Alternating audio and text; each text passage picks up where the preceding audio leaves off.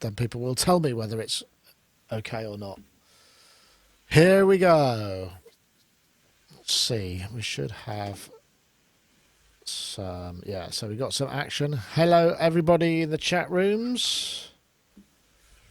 Just wanted to check. There was possibly some audio issues. Is everything sounding all right for you guys out there? Does it sound like it usually does? I have to wait a few seconds for the. Oh, now it's better. Now it's better. Now and then it gone back again. That's really weird. It was better for a minute. People say it sounds fine on the output. Okay. So I guess that's all right. Great. That's great. That's all right then. Jolly good. So I'm just going through the trauma. So basically, I'm having my work done in my house, which we had a loft conversion, and what the builder's doing is sticking a dormer on the loft conversion that's existing there, right? So today the stairs that I ordered and measured arrived, which is quite scary because if I got it wrong, then that's a really big deal. So I'm really hoping I'm not going to get a phone call from him. But that's been preying on my mind for the last 48 hours, well, longer to be honest. But yeah, so anyway, fingers crossed. Well. I hope the figures. It's the way to do it cheap. You see, if you project manage it yourself, then it costs a lot less, particularly with builders who don't like paperwork.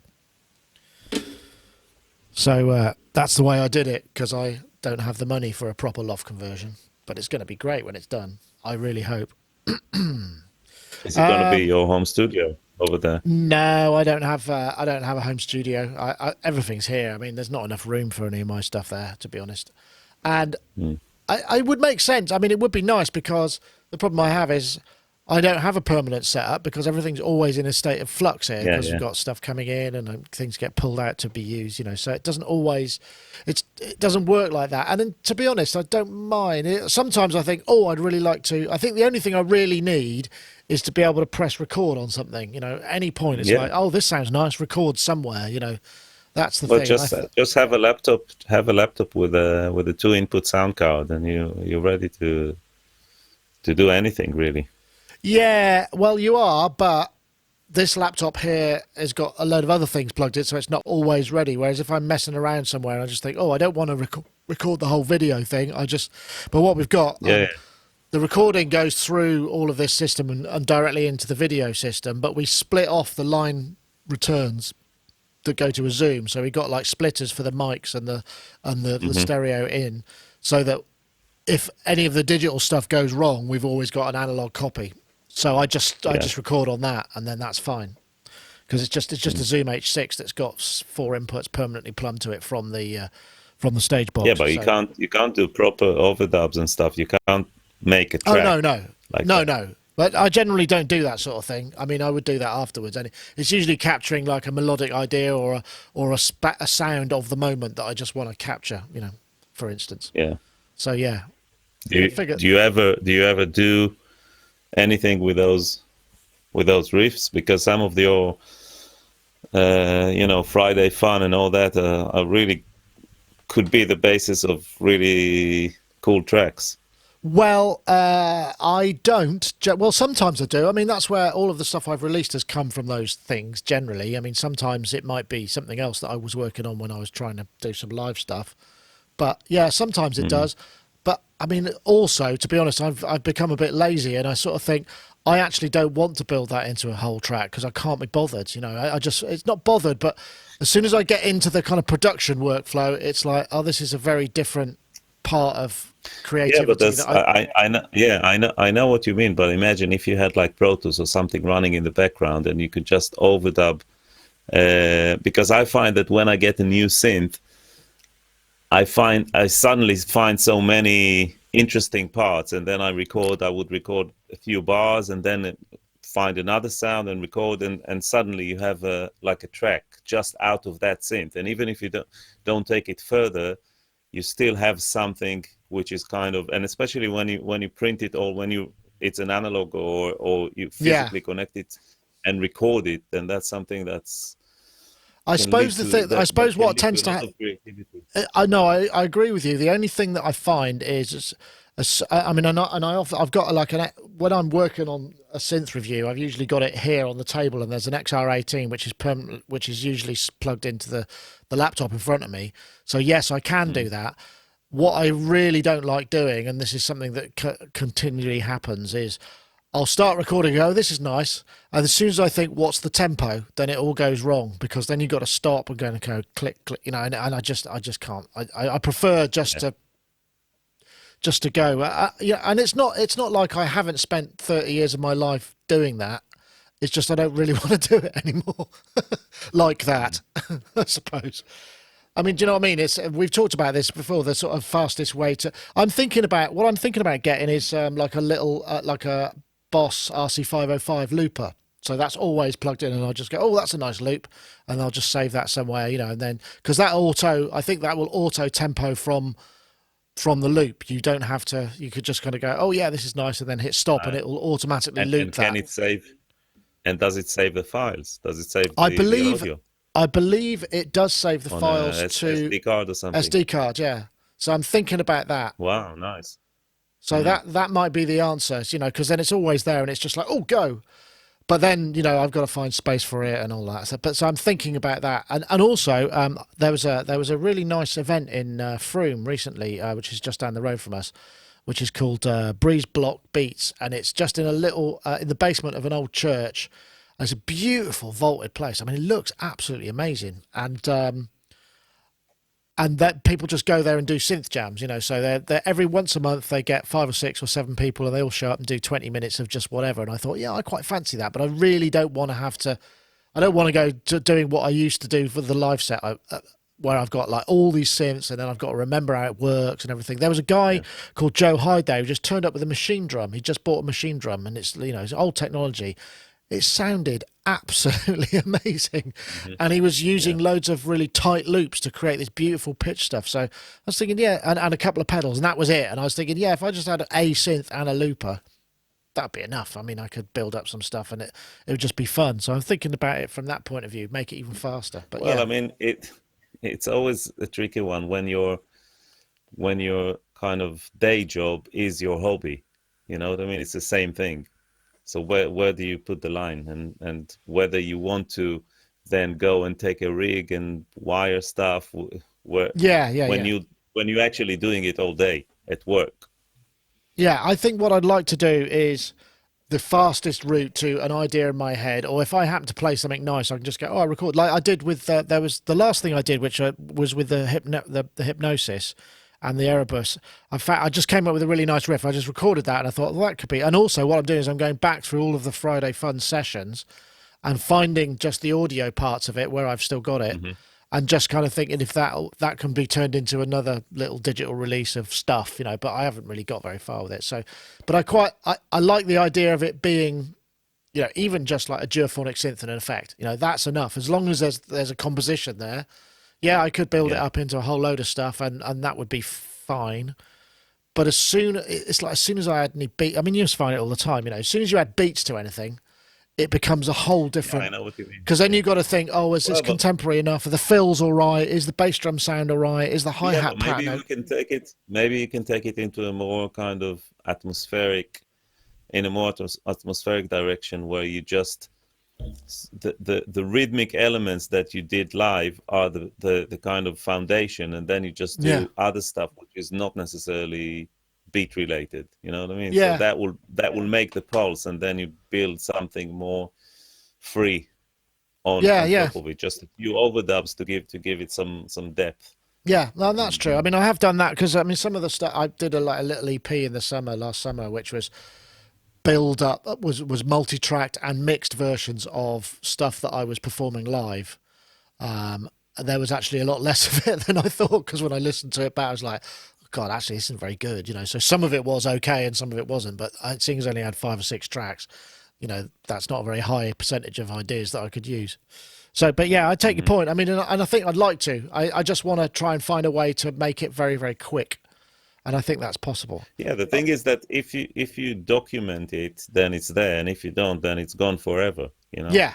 Well, it's always there on the video, as a stereo audio file Yeah, with but no talking. you have your mic on top and all that. No, because the You have video a the video separate records feed. 4 channels. So there's Oh, I usually see. there's 2 I mic see. channels and a stereo line. So there's all the Oh, master okay, that's video's got 4 channels. So it's always got that. I see Rich. I'm not hearing Rich though, but that might be me. Yes, it's me. It's not you. It's me, Rich. Hello. Okay. Hi. Hi, Noad. Yoad. Right. Yoad. I apologize.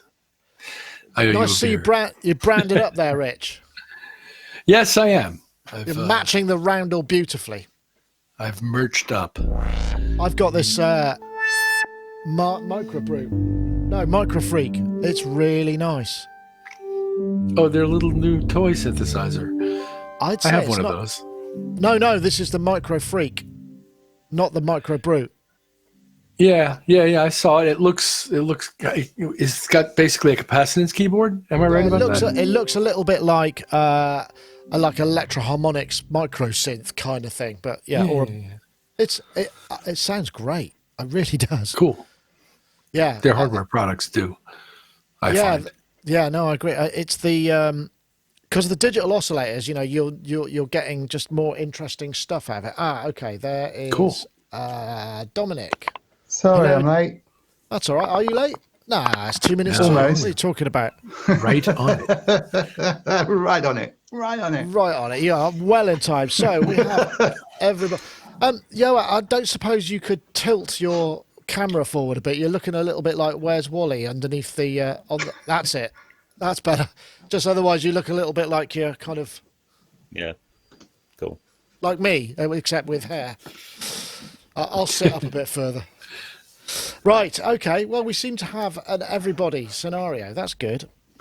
1, 2. I'm going to hit record here on my local backup copy, and then So I've got the microphone. I posted something on Instagram, and Arturo got in touch. He said, "No, you can't. It's embargo till May." I was like, "Really?" I've seen them all over the. I've seen it all over the internet. I'm sure. Oops. They didn't send one to them.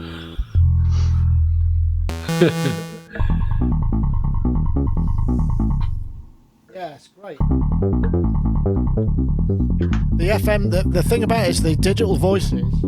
What's interesting about it is I think it's sort of based on the Olivier Mutable Instruments kind of plats or braids. I'm not sure which kind of DSP oscillator. So they're just really interesting sounding digital sources, which is not always the case. Sometimes digital oscillators just sound not very interesting, whereas these sound really good. Okay, right. Let's find all the things. I think we could be about to go. Right, so I've got that. So I can go I can press. Everybody ready? Standing Sure. by. Okay, here we go.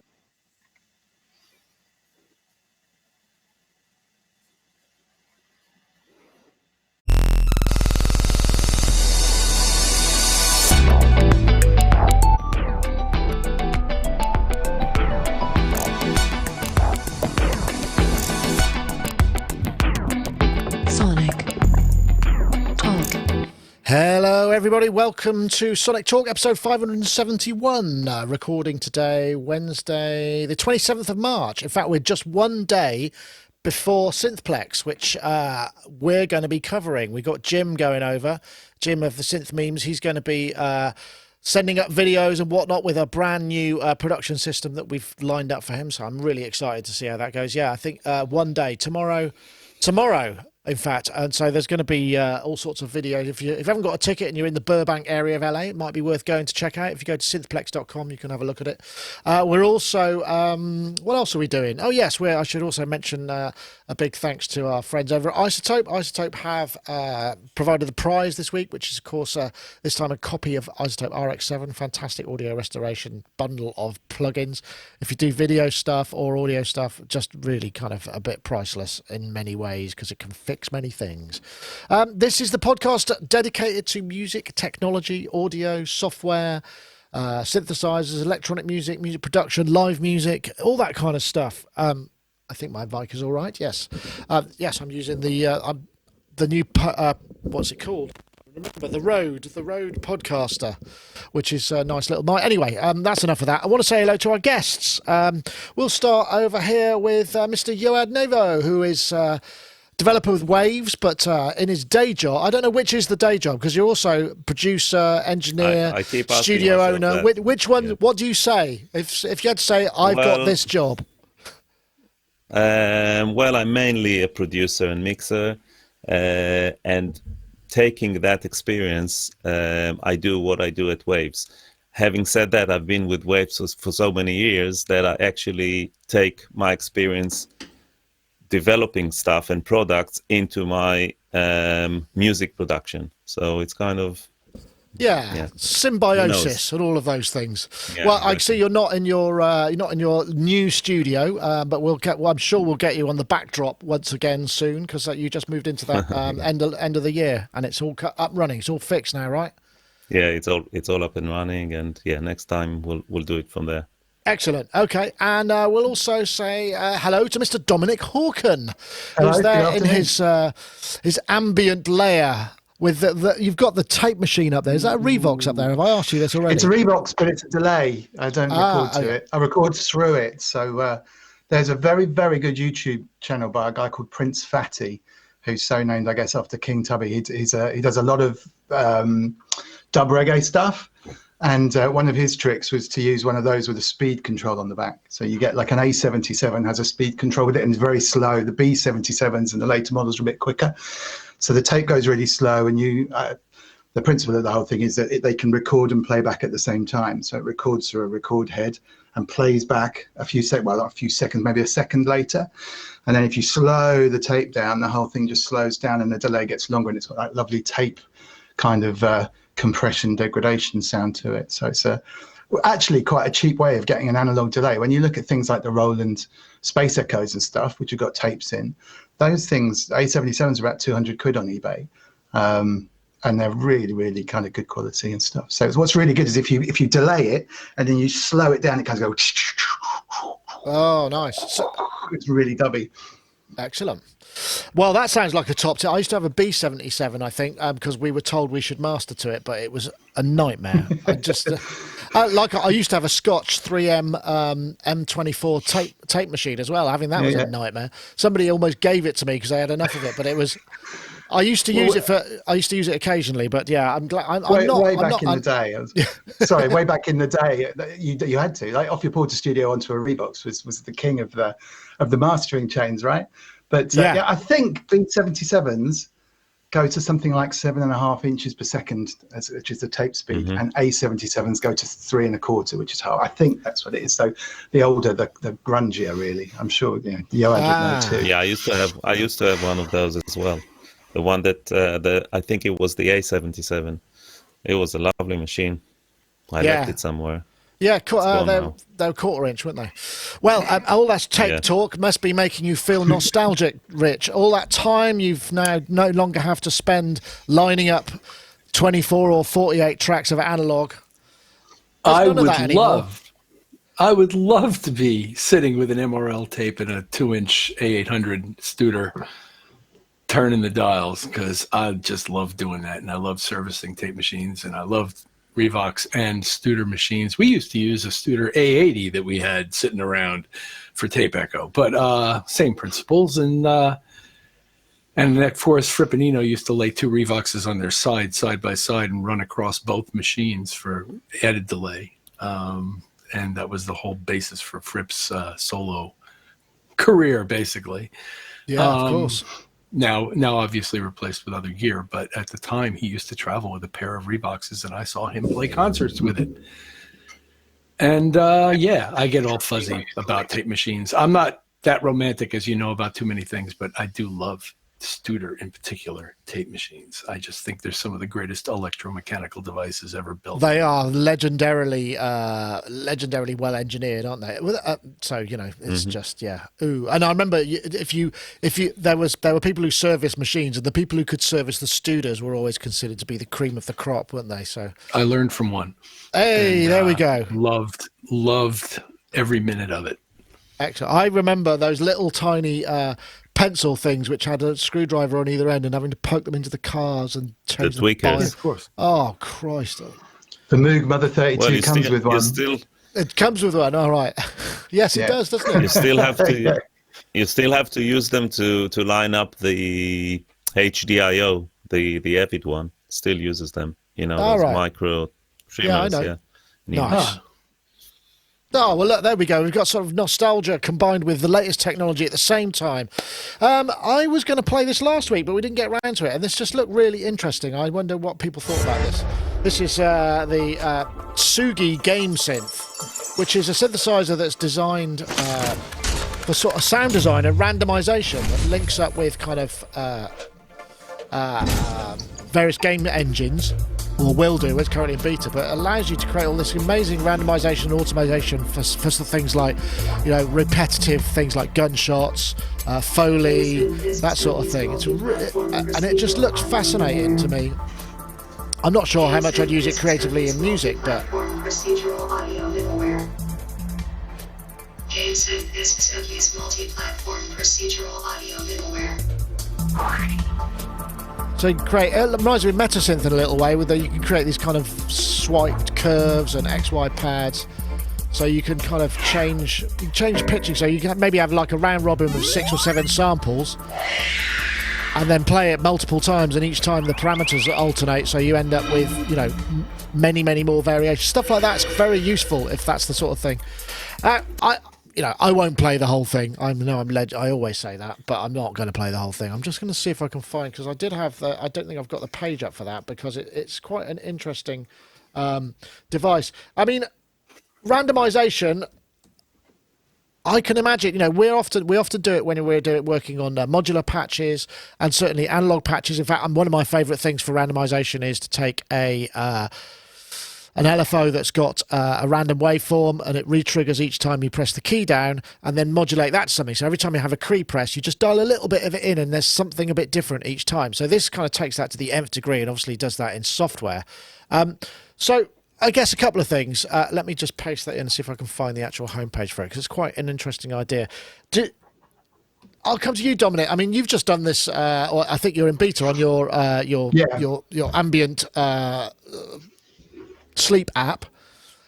Is randomization a sort of a goal that you have to search for in producing something like that? To a degree, yeah. To a degree, it's interesting. And incidentally, thank you for everyone that asked to test it. And those of you who haven't got it, who are testing it, will get it in about 3 weeks' time. It's just a slightly closed group first, so don't give up. You will get it. And thank you very much for all the guys that were watching that got involved.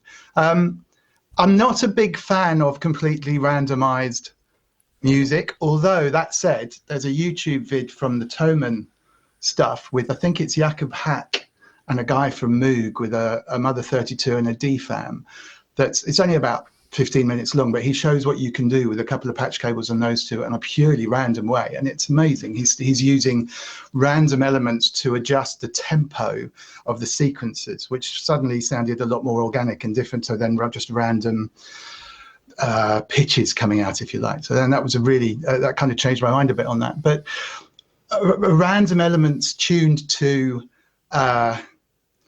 stuff that perceptively works, it's kind of different. I mean, if you think about the way we compose, quite often it's random elements which you then push into a format or a sequence that actually sounds good to you, and therefore there has to be a sprinkling of reality on the top of the random elements. And I mean, this thing in particular does look amazing, because they gave an example of dialing, show us some footage of some footsteps, dial in the kind of shoes, if they're sneakers or high heels or whatever, just paste in the direction that they're going in, and the whole thing kind of places it. And I don't know anything about these kind of front ends to what effectively comes out as a 3D sound source at the other end.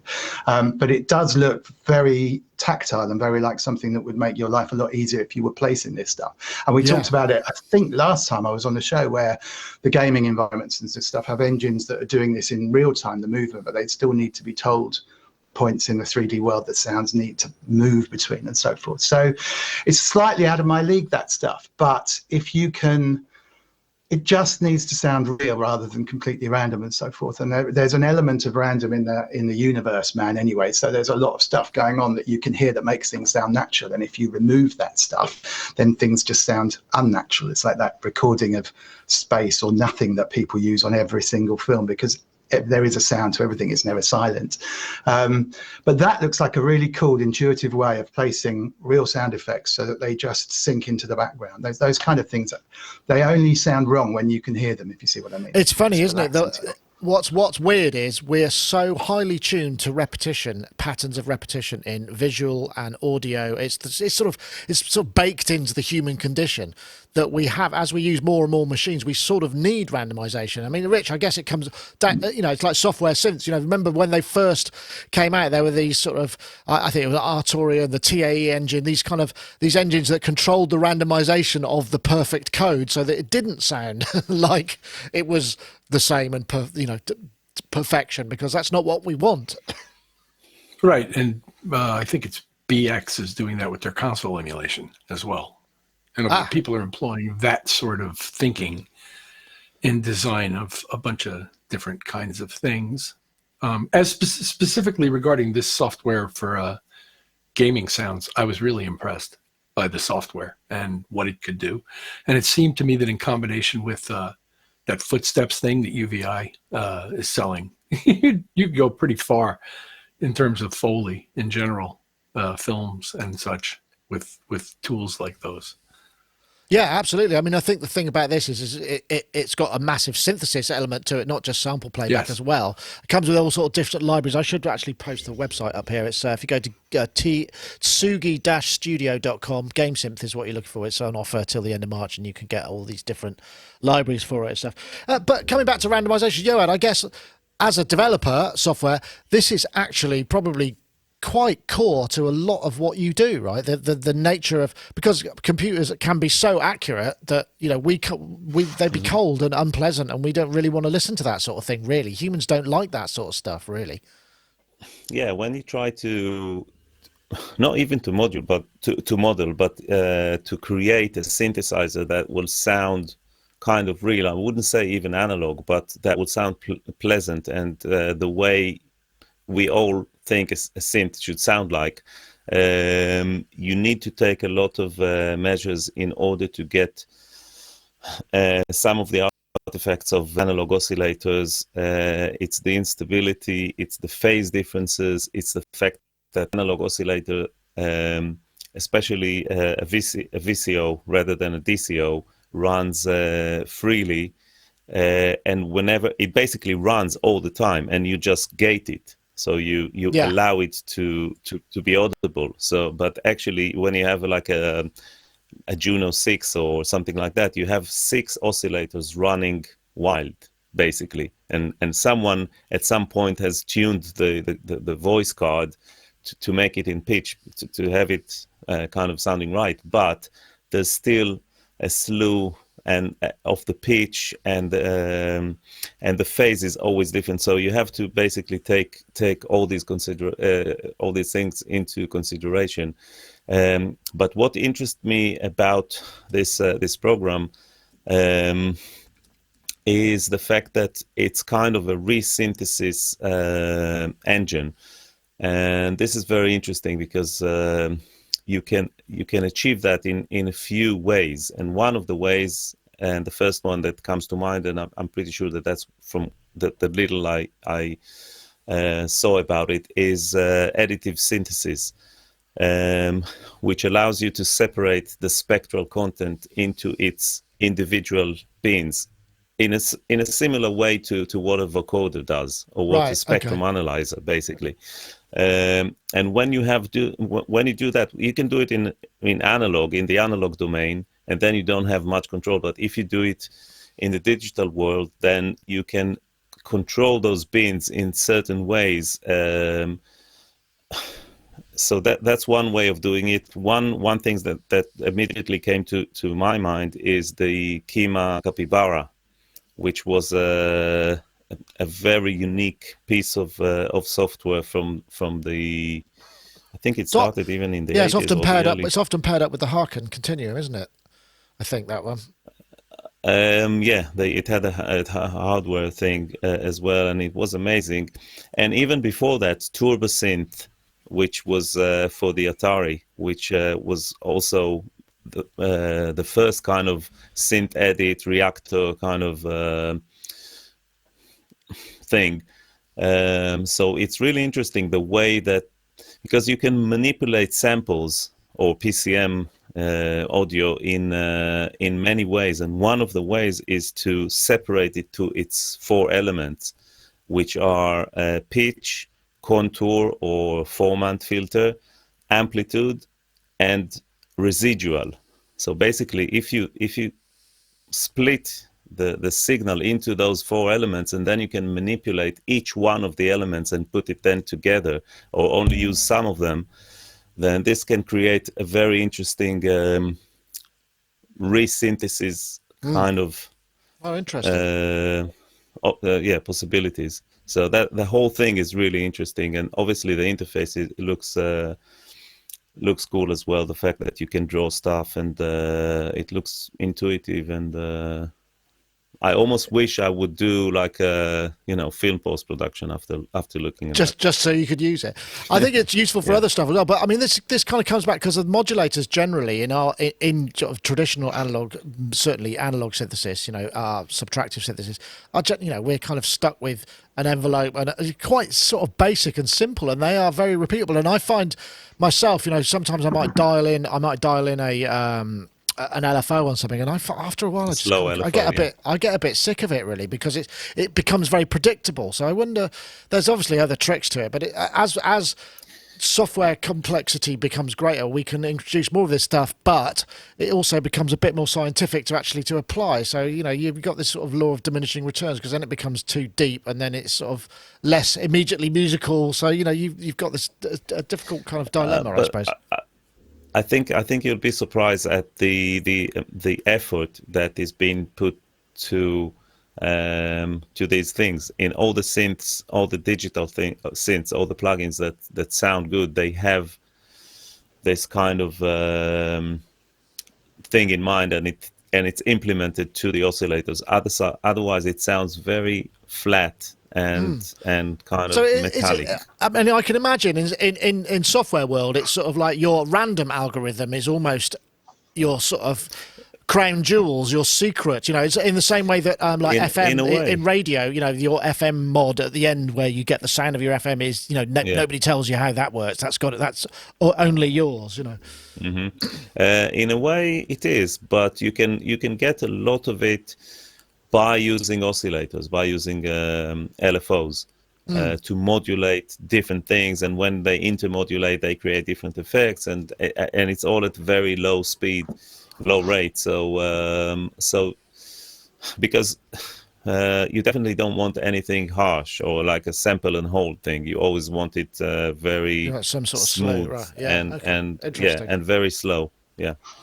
One of the ways that can be done is with, I think Diva was one of the first ones. There are software routines that will mimic computer chips, technology components and stuff that people use to build electronic stuff. So, and each of the components has a tolerance, and the tolerance will move depending on the temperature or how expensive the component is. And that's what causes things like the oscillators to drift.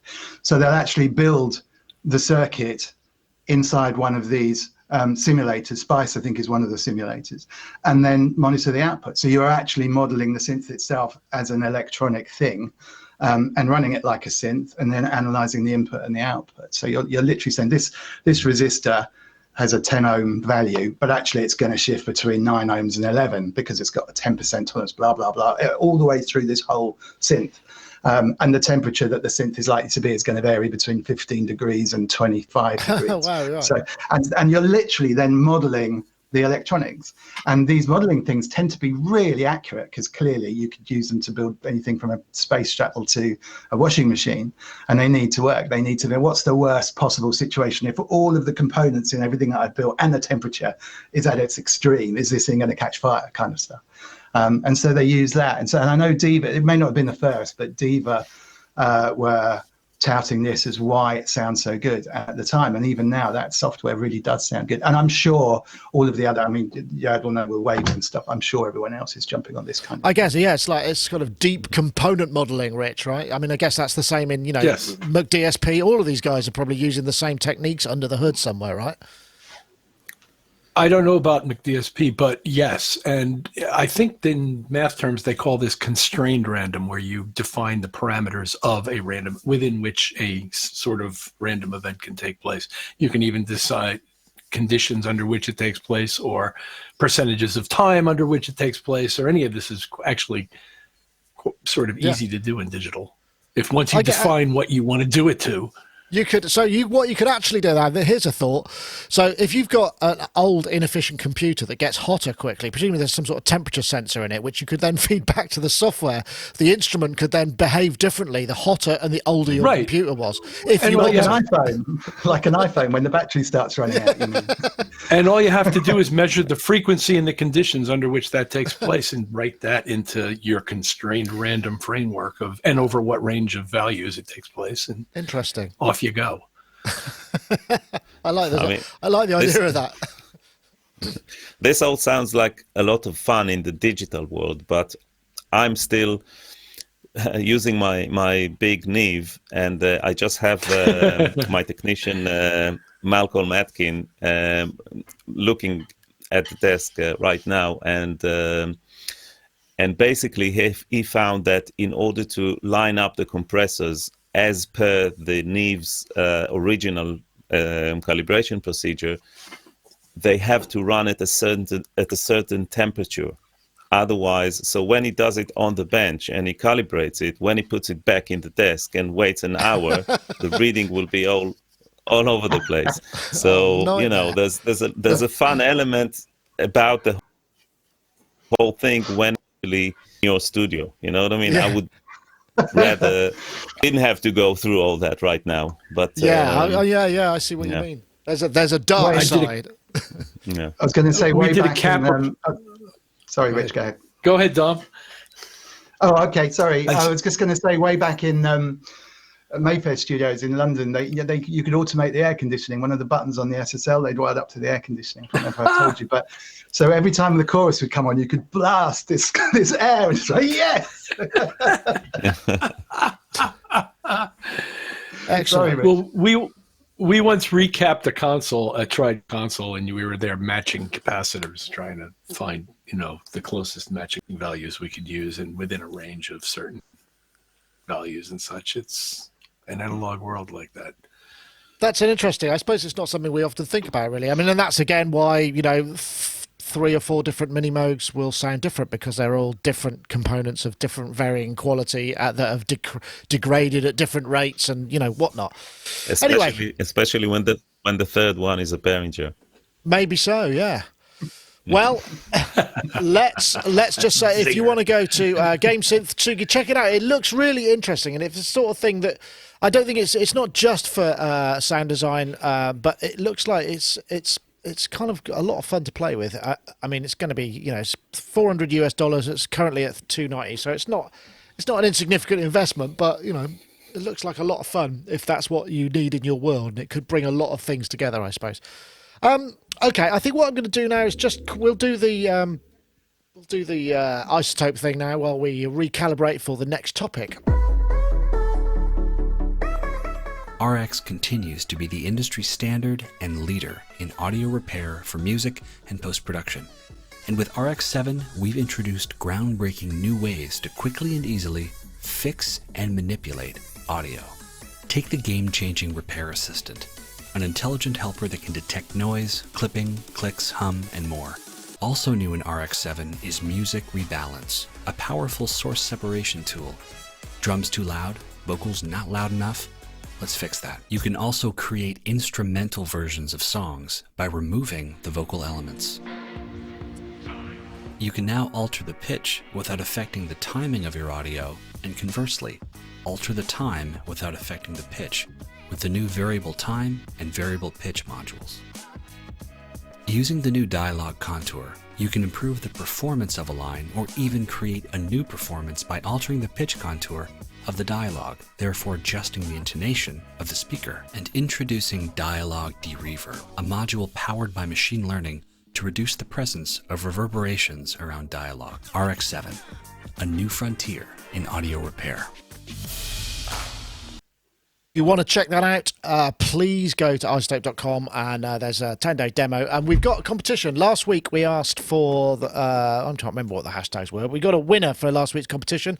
It's a chap called Monoteur who says, need help for video footage sound. Well, you now do have that help. So if you want to check that out, do come to us.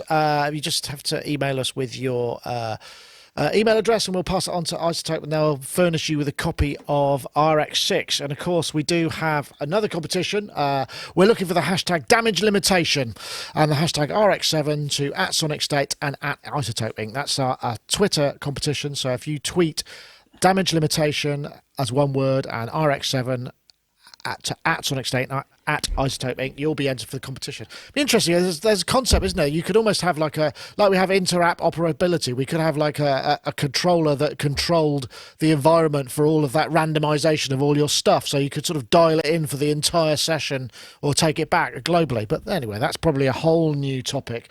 Let's take a look at another. Oh, did we see this? This is a new little desktop mixer from SSL.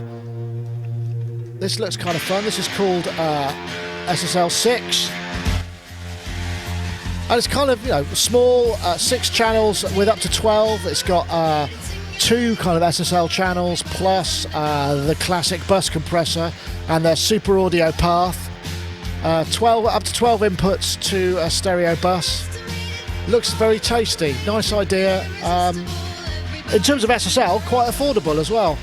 I thought it looked quite a nice little thing because, all of the big major manufacturer consoles who are still in business, their audience, all of these guys, they're bringing out these sort of smaller ways to get that sound into your life. And this is the SSL's version. It's still not terribly, well, I suppose it's $1,000. So, for that kind of thing, the bus compressor probably cost you a few $100s, and those 2 channels would probably cost you a bit. You've got the dynamics and the EQ.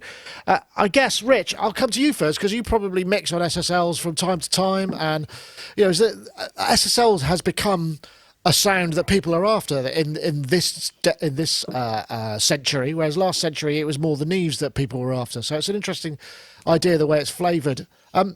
This sort of thing's interesting to you for maybe a small studio setup? Yes, very much so. I think this is a very, very nice looking, interesting sort of midline, what I call midline product. In other words, it's not the exact same thing as their major consoles, but it is substantially the same in terms of circuit design. I believe it's assembled in China, if I'm not mistaken. And it looks like a magnificent little product to me. I really love this thing, and I think it's I think $1,500 US, which means it'll retail for somewhat less than that. And having 2 channels of that quality of input and being able to sum 12 analog input signals in a sort of SSL themed environment for that kind of money, I think is a very cool sort of set of features, along with the various compressors and things that they've thrown in, monitoring environment and such. I like it. And I think it's going to be useful to a particular range of client who is looking to step up from their whatever they're using now into something, if they're trading in their old interface for an Apogee or something. In other words, if they're spending up on their studio gear, this is sort of that next tier level, I think, in terms of the market placement. Yeah, it does. I was kind of a bit baffled as to why perhaps they didn't include some form of audio interface with it as well, because that would have really put the icing on the cake. Exactly. Just like a 2-channel thing or whatever. I'm not sure. Dominic, if I come to you, I don't know what desk you have in your space. I can't remember. Funnily enough, it's an X desk. It's an SSL X desk. So it's it's the previous to this one. So I've already bought the Kool-Aid. They're really, really good.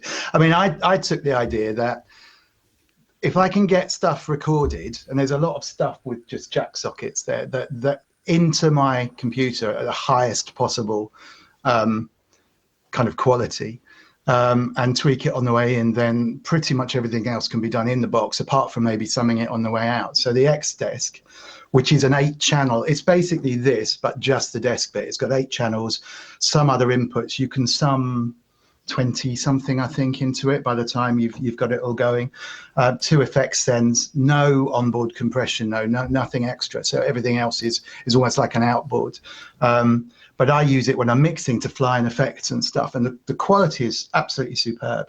So here, what I've done is I've bought 2. These things here are API channels, so they're from an API desk.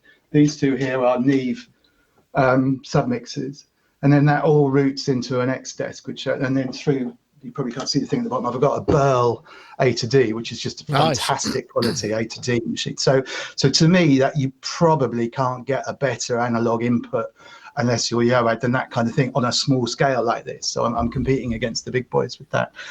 But if my X desk had that compressor on the output, it would just be ultimate. And those compressors are amazing, and just.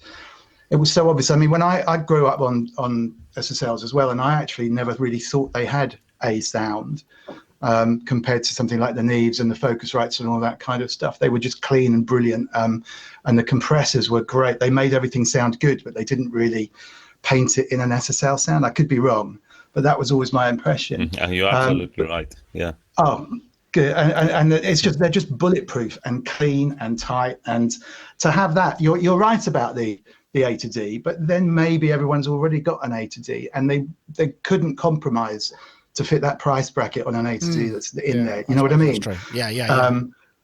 They said that about the X desk though as well. They said, well, we haven't put compressors or preamps on the inputs and stuff like that because you've probably got them, or you want to mix and match and so forth. But yeah, I totally agree with Rich. It's just it's a no-brainer really. I might. It's a shame it doesn't have the same number of channels as on the X desk really, because they never quite get everything in the one box. But I guess that's for a reason as well. No, stunning bit of kit. Yeah, well, that's good. I might try. I don't know. Do you? I mean, the SSL bus compressor is part of the modern sound, really. I mean, do you have that Absolutely. In hardware as well? I mean, because a lot of people have a hardware version of that, right? Yeah, I do have it in my. I think that this mixer looks really cool. My main thing is, like you said, is the lack of converters, or basically. The ability to use it as a sound card, because this is the first thing I was expecting it, because once you have this box, this thing on your desk, and then you have your sound card, and then you have the cables connecting them and all that, it becomes a little bit messy. And I think that if you could just limit your desk space to one unit which does everything, at the same time this would require an internal routing system which will allow you to use the mixer for summing and things like that, which will make it a little bit more expensive to make. I think it's a really cool device. You have 2 channels, albeit there's only high frequency and low frequency on the EQs, so there's no mid. So what I'm thinking, it could be used for recording vocals, obviously. I'm not sure there's a way to use no, actually there isn't a way to use the master bus compressor for recording. You'll have to go through the whole thing basically, and then okay. you not the monitor. You can still use it as a monitor system, but you'll have to go through the whole channel and all that just to use the compressor. You can. I didn't see any direct outs or anything like that. So it's recording through the Qs or Mix B. I think they have their. No, so there are insert points. Great. Oh, they're insert points. I'm looking at the back, but I can't make out. Okay. And there are compressors on the input channels, although they're not the same compressor as on the master. But exactly, that would be a channel that will be probably based on the SSL channel compressor, which is not something I would record with. I would record with the bus compressor though, because it's much more gentle, and it has the auto release, which makes it sounding natural and kind of not coloring the sound too much. This channel compressors really have a very distinct sound, but that's what you want for recording bass and guitars, maybe. Also for mix down, with or without summing, just running the 2-track output through the 2 channels, maybe using the channel compressors, although there isn't a link between the 2 channels, so you can't link them, so you can't really run a stereo output through that, so you'll have to use the master bus compressor. For me, I would love to have something like that, which will be a sound card as well, because if I'm not sure how portable it is. I just have a small Focusrite, this red thing, and it fits in my bag and it's fine. This desk is a serious thing. You need a separate bag for that. I'm just looking to see if there's any specs on it. I can't see the specs. Yeah, it's a bit more chunky, I think, perhaps than that. But yeah, does look nice, doesn't it? It's a desirable thing. So yeah, I think it's available now, and people have been kind of gassing over it a little bit, and it looks like none of us are any different. But yeah, the sound card thing would be nice. But like you say, I think it's going to be a little more tricky. Well, there is a multi-pin. There are 2 multi-pin connectors on the back, so maybe these give access to all the ins and outs, and maybe you can fit I don't know, something on there. Not sure what they are though. Yeah, they're D-types. D-subs. Yeah, they're the same on the X. They're insert points and additional 2 inputs and a bunch of other. It's all the I/O to the thing. There's a ton of a lot of connectivity on this thing. Right. Okay, that's interesting. So at least you don't have to use jacks here and there and everywhere in order to get in and out. Well, if you have you can just use one D-type. Yeah, you could patch bay it and just use it that way. Very cool. It's exactly what I've got running here. There are like 6 or 8 D-subs on the back of the X desk, and a patch bay over here just has D-subs on the back. So it's actually very easy. Doesn't particularly make it very portable. You're not going to be racking it up and racking it down all the time. Better than plugging in hundreds of jacks, but these cables are pretty heavy, right? But yeah, it makes it a very valid way of doing it. If only adding the cost of 6 D-subs and a patch bay can be relatively expensive as well. That's all. Well, funny you should say that, but maybe we'll get to that. If you had D-subs at each end, I don't really envision this thing as a portable product, but you could use it portable if you had D-subs at each end or some kind of permanent wiring in a rack. Well, that's what I used to do when because I had an effects rack that I used to use in the studio that was just a 4U, and it had like LA 4x4, 4 gates and 4 compressors, and I can't remember what else, a bunch of effects and some lexicons, and that was all EDAC'd on the back. And I used to just unscrew that, take it with me, and I'd have a tail that would then go into the live system, and when I got back I'd just replace the EDAC. It wasn't a D-sub, EDAC's a bit larger format, and so it'd just plug it straight in. So it kind of worked that way, but it cost a bloody fortune in wiring. But yes, it can be done, and I suppose it's sort of old school. Okay, well let's take a look. I've got some pianos here, and this was something that I quite liked. This just sounded lovely. This is Nils Fram's piano, who apparently I didn't know that he had his place. About our new library called Noir. I'm Oli from Galaxy Instruments. Noir has been created in cooperation with Native Instruments, Galaxy Instruments, and especially pianist and composer Nils Fram. Noir is all based on samples of Nils' extraordinary Yamaha CFX grand piano, recorded at the Funkhaus in Berlin in his recording room Saal 3, and mainly with his mics and his preamps. But Noir is way more than just another virtual grand piano. First of all, it's not 1 but 2 instruments. It's an outstanding 9-foot grand piano, not only selected by Nils from dozens of CFXs, but also tweaked and specially re-intonated by Nils and his very fine piano technician, until Nils was satisfied with its sound. Additionally, Nils and his team developed a custom-built felt moderator, positioning a piece of specially selected felt between the hammers and the strings to combine that fragile and smooth character of a felt piano with the size and depth of a 9-foot grand. For that reason, you will find... I mean, I just found myself kind of like, not zoning out, but just kind of blissing out on this. I mean, A, he's got a studio at Funkhaus, which if you've ever been to, beautiful. B, he's got a CFX piano. I thought, I wonder how much they are. They're $100,000, these things. That's just for the basic thing. And it's been specially selected from dozens. So he's selected one from like over £1 million worth of pianos, the one that he likes, and had it modified to the way that he sounds, and it does sound absolutely lovely. And there's all this other stuff that you can do in the environment, and that's all great. But what it did really make me do is listen to the sound of the piano, like really carefully, and I just thought, wow, that sounds really great. And it's this thing, isn't it? Because we've also got there's the UVI key suite, which comes like 20 different instruments, which is less specialized than this, but this is so super specialized. I mean, where would you ever get the chance to have a sound of that kind of piano? I mean, Rich, I only come to you because you're a pianist, so yeah, I'm sure you appreciate the piano. Is the CFX like the holy grail of one of the holy grails of grand pianos? I mean, I don't know because I've never seen one, I doubt.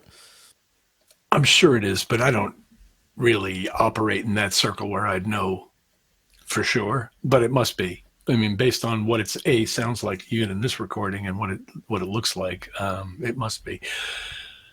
I love this thing, and I like what these people do with pianos. They did the Una Corda product for them before, and there's all kinds of wonderful things that thing does, and they're just very unique instruments and really, really well done recordings. And I love the fact that they took the lid off the thing, because that's how I prefer to hear a piano too. And I love that they did that. And that Particles engine, or whatever they call it, it's not called Particles, it's called something else. But they have this aleatoric very, very cool cloud. Yeah, he couldn't resist the aleatoric cloud reference. Anyway, multiple times. Lovely video and product, and I really enjoyed the piece. And the felt treatment is also very cool and useful, I suppose, and unique. So well, it would definitely change this. Just to prove that I wasn't making up. This is I found this is a UK retailer. You could buy a CFX concert grand piano in polished ebony on sale. Actually, this is for £103,000. You save 25 grand from the. I mean, you know, we've sort of been going on about a legendary cost of Fairlights and Synclaviers. This just has all of them beat by a significant margin. I guess the relative price is perhaps different. I don't know. Dominic, are you a pianist? I mean, do you kind of? Yeah. I came up through the grades. I mean, I'd have to rip all the felt out, obviously, and then refurbish it for that price, but I mean it's what can I say, it sounds wonderful. I'd love to play it. We've had a vague conversation about pianos and things like this before, and a lot of it is about the feel of the keyboard and personal preference as well. But sonically, it just sounds amazing, doesn't it? About 3 or 4 years ago, I went through all of the piano sample engines that I could find to try and find one that worked, and I was looking for something that was actually, again, one of the initial things I was doing for the sleep app, a bit more lullaby, a bit more actually very similar to what you can hear on this demo.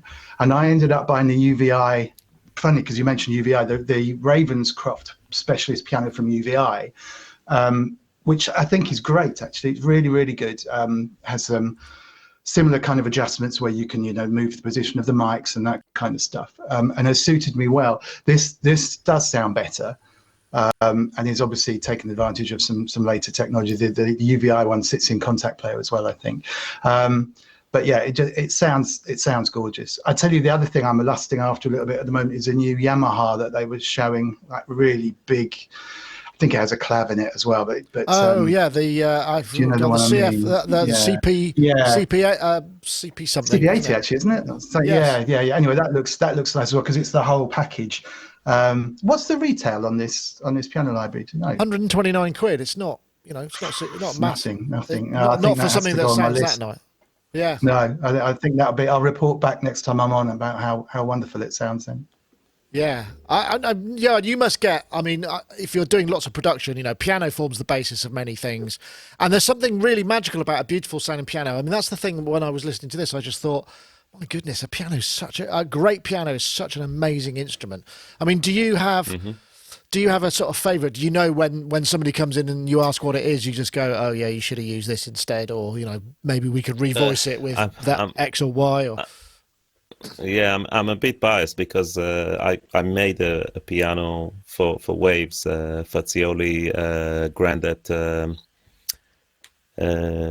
what's the studio? I forget now. But so I've been through all the process of recording and and editing and creating an instrument and all that. And I can say about this product that it sounds lovely. It just sounds really good, and I really like this.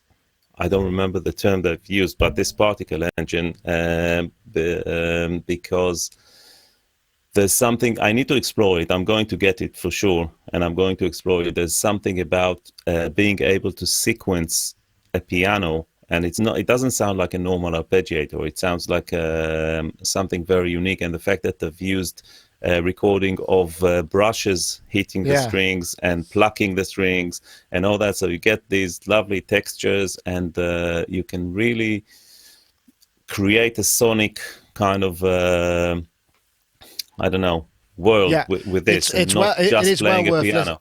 It's well worth. I should point out, it's well worth listening to the whole demo because there's some beautiful stuff in it. Just to interject. Yeah, it's absolutely beautiful. And for someone like me who is not a pianist, it seems to me like I can really jam with this instrument rather than it being just a sample library of another piano that sounds like this or sounds like that. That takes it a step further. This product takes it a step further, and and it makes it really interesting for me. I'm always on the lookout for instruments that will inspire my and basically augment my poor keyboard playing, and this seems like something that because you can get away with doing stuff like that on synths and stuff, but on a piano it's really hard, even if you use delays and stuff like that. But this seems to be able to make it in a very musical and kind of seamless way. It's almost like the session strings in a way, but on a piano. And I've not seen anything that does something like that. I should put a shout in also for the E Instruments session keys. They've got 2 or 3 different pianos, and they do sound quite nice, and they've got some interesting modifiers as well. It's not quite the same level as this, but they do sound pretty good. And while we were on the subject of this, there was the UVI stuff, which I was looking for. I think I had. Oh yeah, here we go. The UVI key collection, which you had a shout. Key Suite, that's right. And it's got like 20 instruments, and there's some very beautiful instruments in there, and Celestes and whatnot. This is a similar thing, but a much broader palette. The Model D, Fazioli, Japanese, Hybrid Custom, and Celeste, and clavinets, and all sorts of stuff. I think this is a little bit less expensive, but it's probably not sampled in quite the same way, and it uses the UVI Falcon instrument. I know you're a fan of the Falcon stuff, aren't you? They kind of go under the radar because Contact tends to smother everything out of the way, doesn't it, a little bit? Well, they've had a lot of years of practice, but this Key Suite product is really cool. There's a lot of really unique pianos that have a lot of character and don't really sound like all of the aforementioned. Because it's funny. I have up right now a main stage session which has all of these different pianos. I have Omnispheres, Yamaha. I've got these. I've got the Key Suite one. I've got the E Instruments one. I've got a few Native Instruments ones in there, and I've just been comparing pianos for the last 2 days. And this Key Suite thing holds up really, really well. And in addition to presenting some very, very nice and character-rich pianos, the plucked instruments, I don't think I've ever heard anything as good as far as harpsichords, clavichords, and things of that nature. And the bell instruments are stunning. And the celeste and things that remind you of a celeste. And it's a very nice product. I'm really impressed. I'm enjoying it. Yeah, just need a lot of space. I mean, it's funny, isn't it? We kind of keep going back to this thing, but it sort of feels like, if you could just have like a thing that you plugged into a master keyboard that had the action you like, that was just like an SSD with all of that stuff and the kind of the engine that would run time on some piece of hardware, you just go, I want that in here, please. I could bang it on about Raspberry Pis, but you take the case and you just kind of go click, and it's got all of that stored in it, and then it becomes that instrument for that time and can handle it all. I mean, there seems to be, because it's having to have all the computer and all the crap in the way that puts a lot of people off these things. Because I mean, it's like, I'd love to have this live, but I don't want to have all of that stuff that I have to go with it. It'd be nice to be able to replicate something, but maybe it's not possible to have that level of power in a Contact instrument, in embedded device. I don't know. Well, there's two ways of looking at that. First of all, there are hardware solutions by both Roland and Yamaha and Korg. Actually, all of them have major hardware solutions that have various advantages and disadvantages to them, but most of them offer that sort of level of programming. In any case, on piano sounds, for example, Roland has put the V piano in the RD2000. So what was once a $5,000 product is now part of a $3,000 product, and all the editing features and everything else, if that's what you want. And Yamaha's Montage series has a tremendous range of things both in it and available to it, and the editing goes deep on that screen. I was really impressed with it as a product too. So there's the hardware solution way where things boot up fairly quickly, and both Roland and Yamaha kind of do that. And then what Korg does is essentially build a keyboard with a computer in it, and it takes a really long time to boot up, but it also gives you all the advantages of being accessing a hard drive in real time and things like that. So they all do some version of that in some way in their own sort of ecosystem. It's not plugging a Raspberry Pi with Key Suite in it. Yeah, but it's that's true. It's, their version of something that does like something like that. And it's all very expensive. It's in their interest to keep it expensive, although the Mo DX seems to challenge that. Yeah, well, that's true.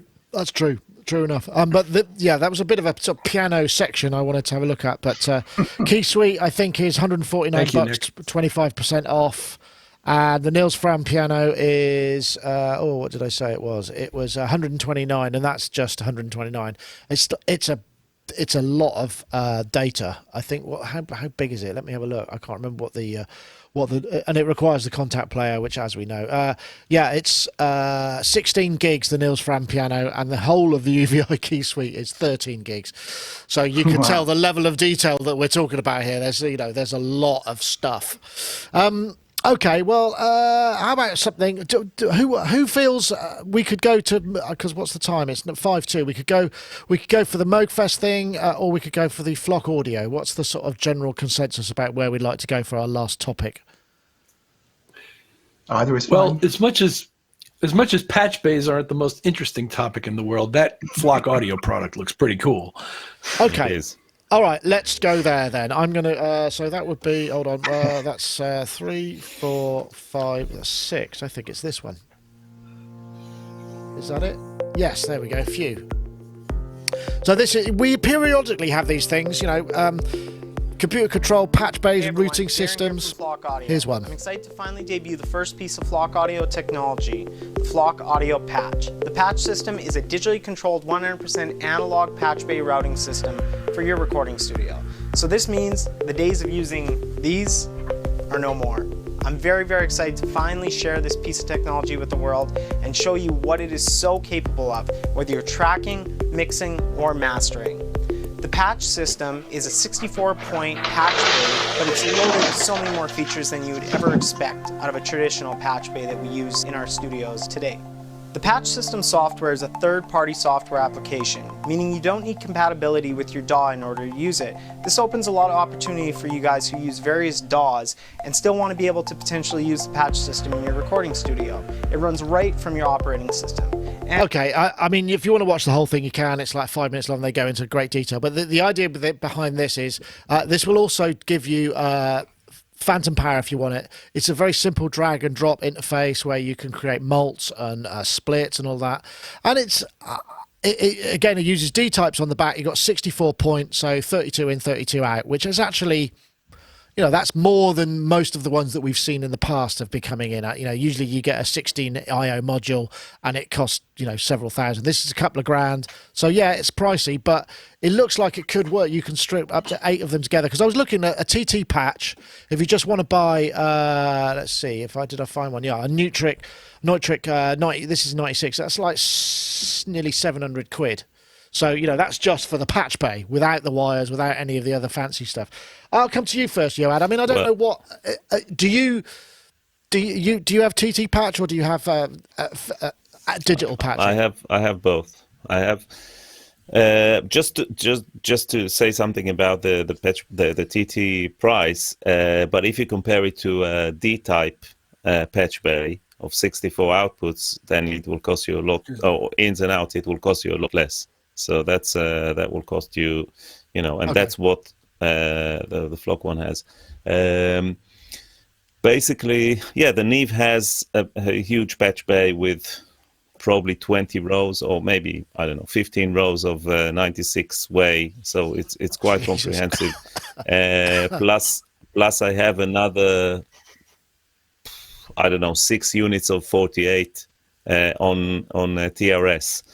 And so for me to even consider something like that, I'll be looking, this is over $2,000 per 64 IO.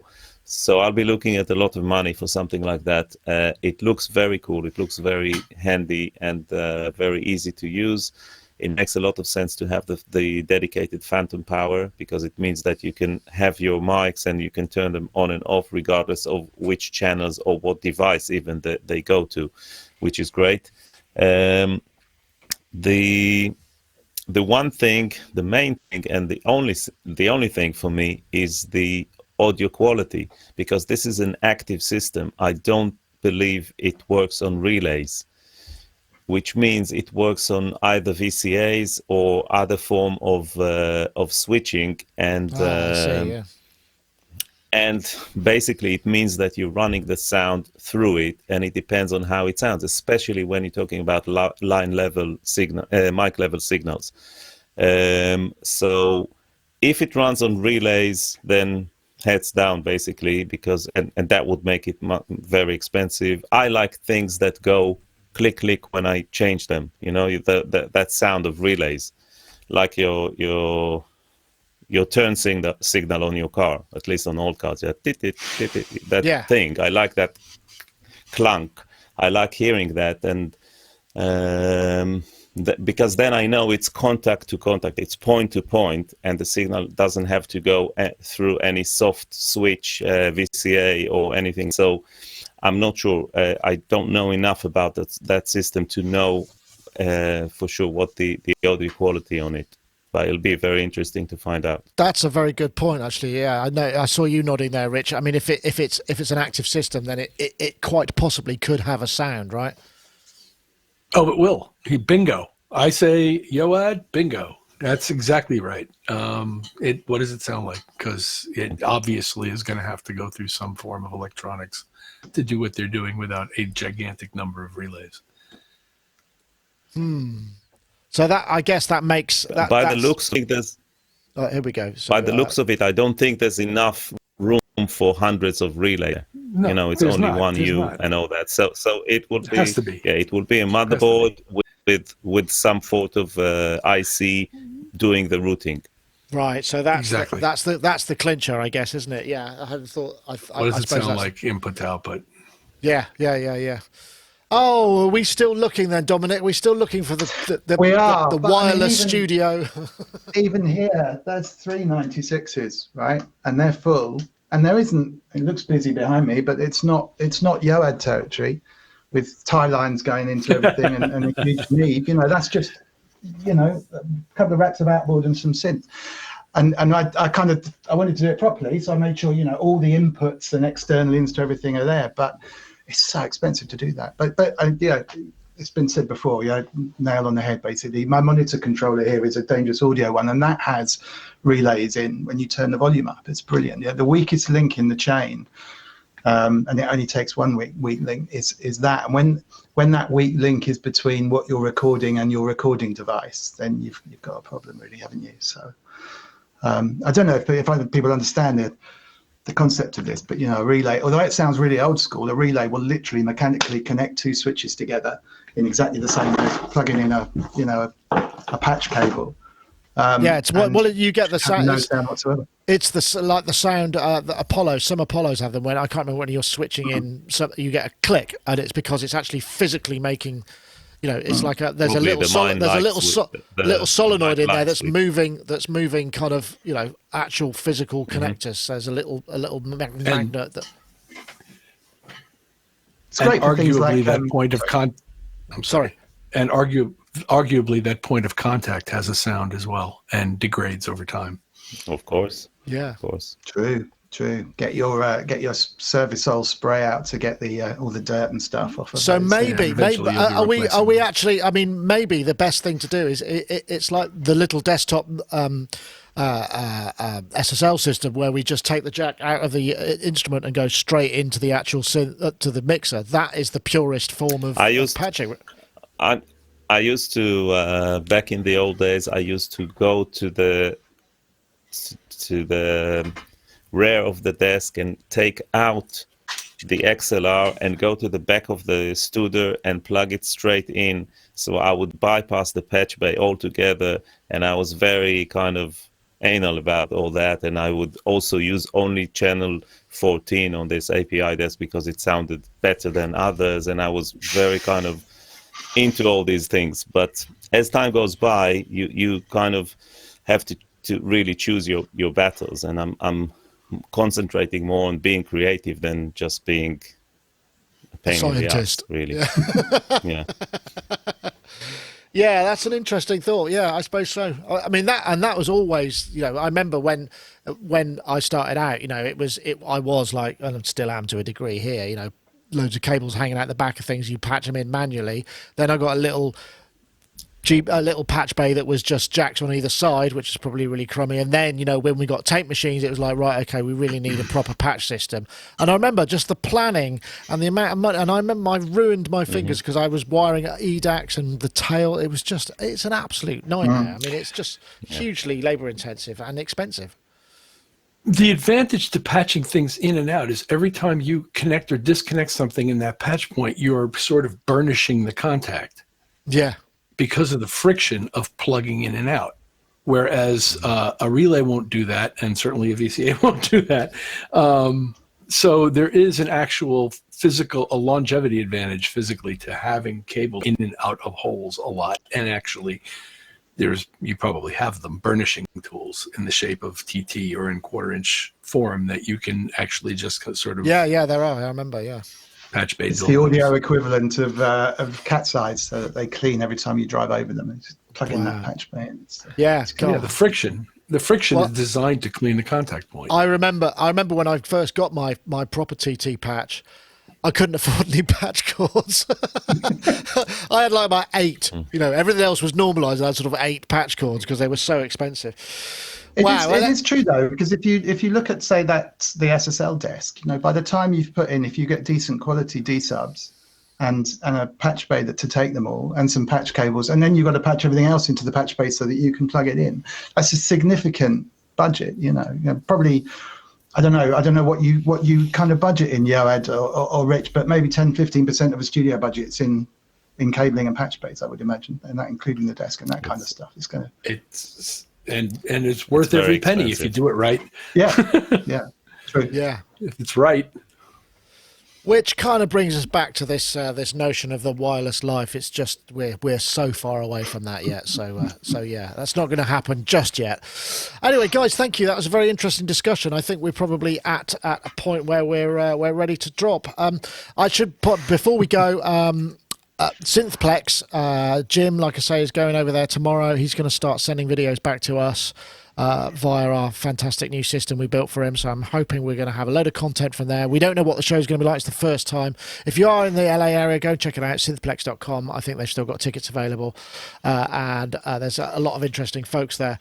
And also, I want to say thanks very much to Isotope. Don't forget, if you want to enter to win the competition for a copy of RX7, we're looking for the hashtag damage limitation, the hashtag RX7 to @Sonicstate and @Isotope Inc. on Twitter.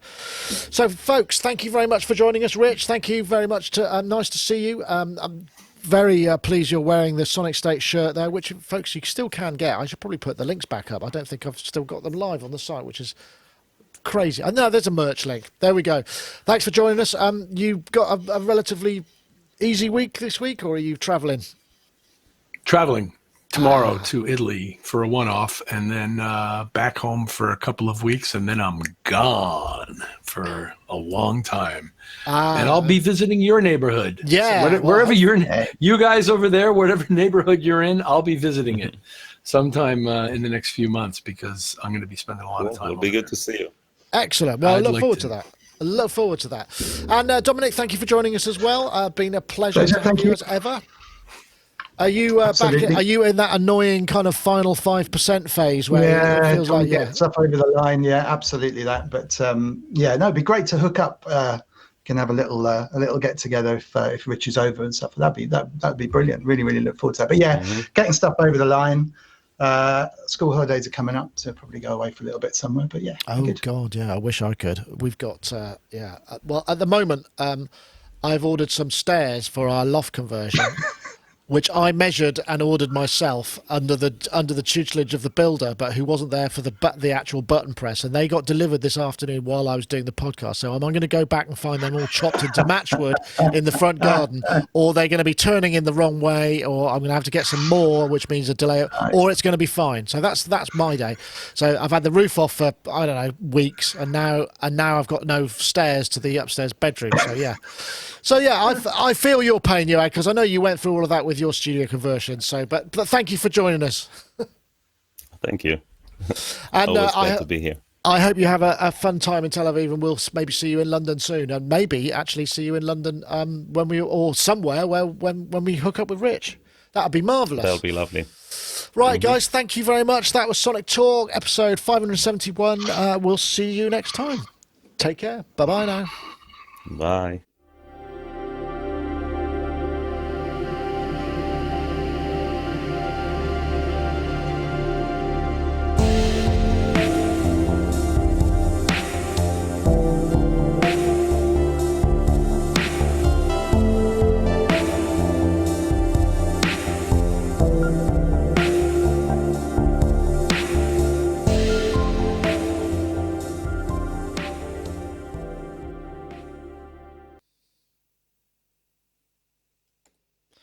Lovely. Thank you very much, everybody. That was good fun. Some interesting stuff there.